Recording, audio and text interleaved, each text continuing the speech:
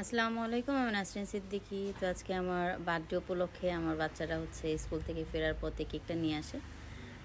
তো আমি আসলে এক্সপেক্ট করি নাই এরকম কোনো সারপ্রাইজ আমি এক্সপেক্ট করি নাই। তারপরেও ওরা কিভাবে করেছে আমি জানি না, আসলে আমার ধারণার বাইরে ছিল ব্যাপারটা। তারপরে আমার অনেক বেশি খুশি লাগে যে এই টাইপের কোনো কিছু ছিল না, কারণ এমন কিছু এমন বিশেষ কিছু কখনো আমার সাথে ঘটে নাই। দ্যাটস আমি একদম স্বাভাবিকই ছিলাম। তো আমার ছেলে আদিফ ও কান্না করে দিয়ে বলতেছে, আম্মু তোমাকে কোনোভাবে খুশি করানো যায় না কেন যেন, তোমার শুধু মন খারাপ থাকে।